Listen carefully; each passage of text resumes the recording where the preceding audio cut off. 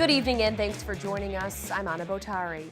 The two candidates running for the 2nd Congressional District seat met tonight at Mechanics Hall for a debate. 22-year incumbent Jim McGovern took on first-time challenger Republican Tracy Lavvorn.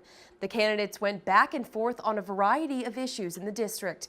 Our Cam Jandro was there and joins us now live with those details. Cam? Anna, it was standing room only in the Washburn Hall at Mechanics Hall, and Congressman Jim McGovern, for him, it's about doing what he's been doing for the last 22 years, and for first-timer Tracy Lavvorn, it's about a new face and fresh ideas in Congress. Congressman Jim McGovern and Republican challenger Tracy Lavvorn wasted little time disagreeing with each other. He's been there for 22 years.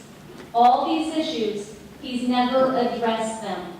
I think I'm kind of a nice guy, and I think I've been a hell of a good congressman. The two sparred on a variety of topics like health care, economic development, and the environment. McGovern says he wants to continue working for the people in the 2nd Massachusetts Congressional District. So in addition to issues like health care and climate change and infrastructure and jobs, the issue of decency is on the ballot. Lavvorn, a Grafton resident, won the Republican primary in September with more than 60% of the vote. The first-time candidate says she wants to work to end the opioid crisis and unite people. They want people that yeah, they fight, they might not always agree, but at the end of the day, they still get work done, they still have the best interest of the country. Lavvorn is McGovern's first opponent since redistricting in 2012. She says the district and Congress needs a fresh face. And there's people that have a voice, that they're not being listened to, they're not being heard, and I want to provide the opportunity to listen to them and actually share their views down in D.C. McGovern, who sits on the House Rules Committee, says he feels he has a lot more to offer. I want to go to Washington to hopefully be in the majority and to be able to get some things done for the working people of my district. Now, a quick reminder, Massachusetts residents have until Wednesday, the 17th of October, to register to vote here in the state. This year's election will take place on Tuesday, November 6th. Anna? Thanks, Cam. A Southborough native is a country music star on the rise. She's using her platform to speak out against bullying and hopes to inspire other young artists.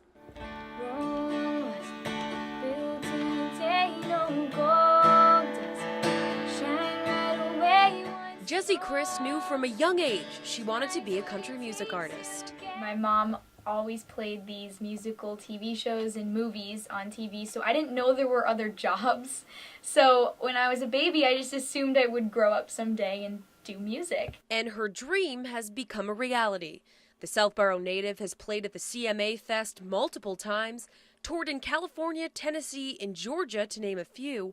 She's also had the chance to sing with big-time country artists, including Billy Ray Cyrus.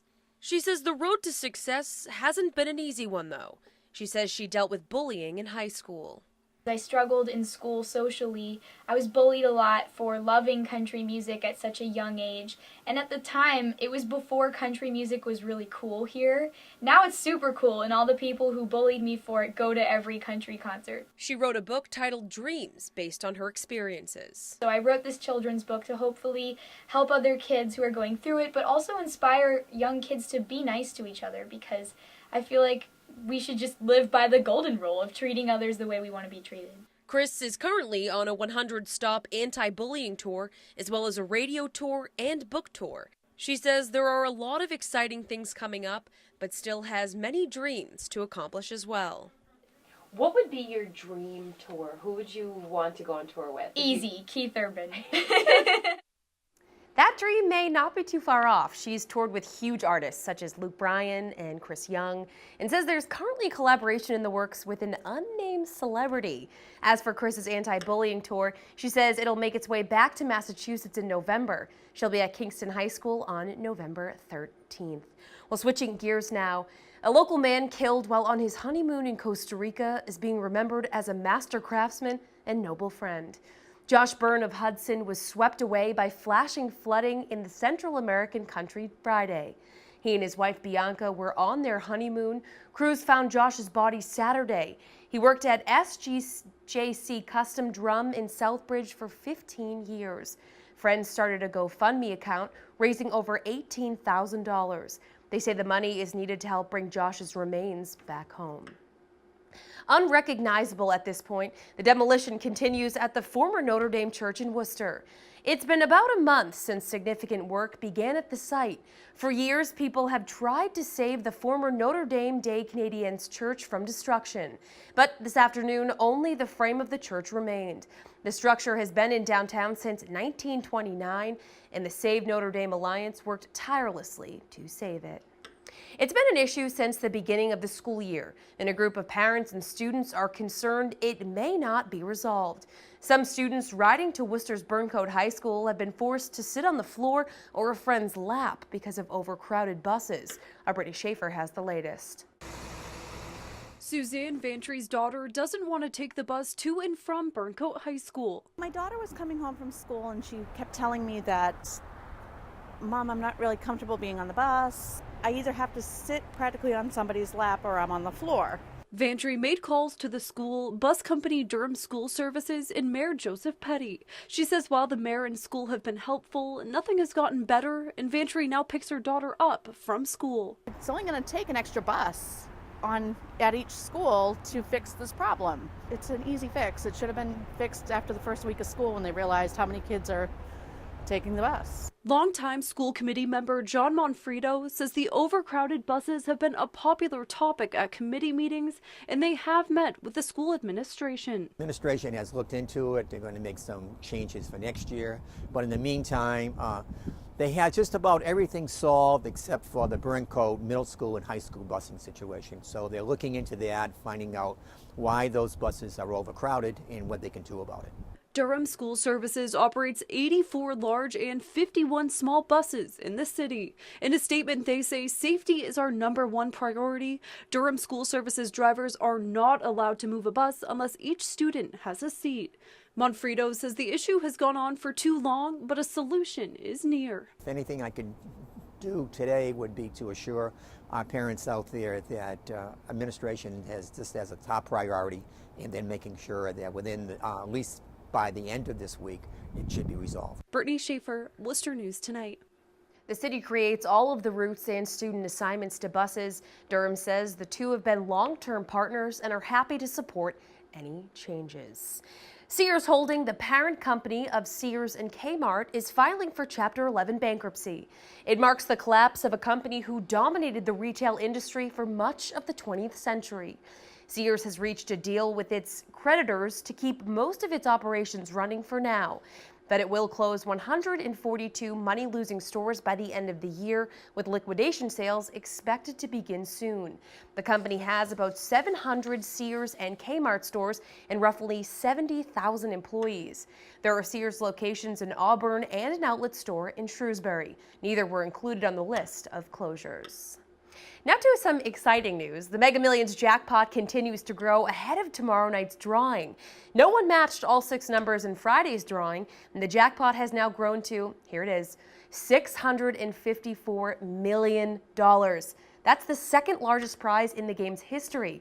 If someone wins tomorrow, that person can receive a payout of nearly $373 million. Tomorrow's drawing is at 11 p.m. Working to help keep the community safe, a Groton police canine is still on the job even after being diagnosed with cancer. Just this past weekend, Officer Lola helped make an arrest. Our Rosalind Flaherty has the story. Groton Police Canine Lola and Officer Nick Belts are inseparable. They spend all day together, and while on the job, they track missing people and narcotics. The bond that we have is like no other. Because they spend so much time together, Officer Belts knew something was wrong a few months ago. He took the 8-year-old black lab to the vet where they found a cancerous tumor in her left kidney.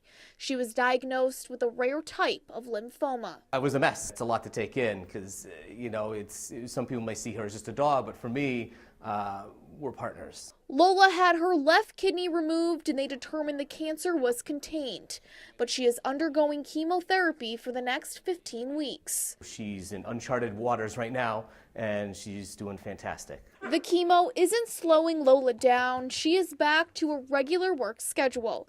Last weekend, she assisted a neighboring community during a traffic stop and helped find cocaine, narcotic pills, marijuana, and a large amount of cash. The chemo and all the other medicines that we give her definitely takes a lot out of her, but she still has a drive like no other. Lola is only tracking narcotics right now because Officer Belts doesn't want to push her too much.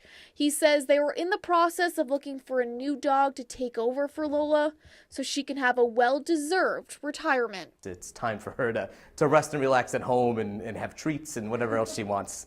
Rosalind Flaherty, Worcester News Tonight. A happy day for two first responders in Spencer. Firefighter Anthony Gianfrido proposed to his girlfriend Danielle Burnell. She's on the Spencer Emergency Management Team. The proposal happened in the bucket of the fire department's ladder truck at Sunday's open house. Gotta love stories like that. Here's another nice one. Dudley Police Chief Stephen Wayner stopped in at the Mason Road School Monday for Community Reading Day. Chief Wayner read "It's okay to be different." Afterwards, each student was encouraged to decorate a picture of themselves. They also had the chance to make an additional picture of the chief, and here he is posing with one of the completed masterpieces. The school says the day is a fun way to promote the benefits of reading.